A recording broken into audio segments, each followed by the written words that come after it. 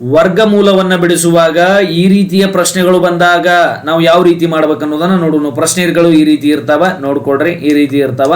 ಇದಕ್ಕೊಂದು ಸಣ್ಣ ಟ್ರಿಕ್ ಅದ, ಇದ್ರ ಬಗ್ಗೆ ಹೇಳೋಣ. ಇಲ್ಲಿ ಎಷ್ಟುಗಳು ಒಂದುಗಳದಾವ್ರಿ? 3 ಅದಾವ. ಹಾಗಾಗಿ 1 2 3. ಕ್ಲಿಯರಾ? ನೆಕ್ಸ್ಟ್ 3 ಹಿಂದೆ ಯಾವ್ದು ಬರ್ತದ? 2 1. ಇದೇ ಇದರ ಆನ್ಸರ್ ಆಗಿರ್ತದ. ಸೊ ಇದನ್ನ ನಾವು ವರ್ಗ ಸಂಖ್ಯೆ ಅಂತ ಹೇಳಿ ಕರಿತೀವಿ. ನೆಕ್ಸ್ಟ್ ಮುಂದಿನ ನೋಡೋಣ ಅಂತ. ಈ ರೀತಿ ಪ್ರಶ್ನೆ ಬರ್ತಂದ್ರೆ ಎಷ್ಟದ ಒಂದುಗಳು? 1 2 3 4. ಉಲ್ಟಾ ಬರೋದು ಹೊಳ್ಳಿ 3 2 1. ಇದೇ ಆನ್ಸರ್ ಆಗಿರ್ತದೆ. ನೆಕ್ಸ್ಟ್ ಮುಂದಿನ ಪ್ರಶ್ನೆಗೆ ಹೋಗೋಣ ಅಂತ. 1 1 1. ಸೊ 5 ಒಂದುಗಳ ನೋಡ್ರಿ. 1 2 3 4 5. ಉಲ್ಟಾ ಬರ್ಬೇಕು ಈ ಸದ್ದ. ಹೌದಾ? ಎಷ್ಟು? 4 3 2 1. ಟ್ರಿಕ್ ಎಷ್ಟು ಲೈಕ್ ಆದ್ರೆ ಫಾಲೋ ಮಾಡ್ರಿ.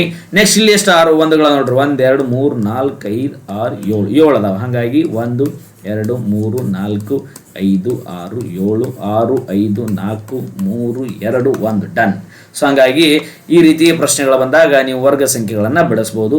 ಫಾಲೋ ಮಾಡಿರಿ ಹೆಚ್ಚಿನ ವಿಡಿಯೋಗಳಿಗಾಗಿ. Thank you.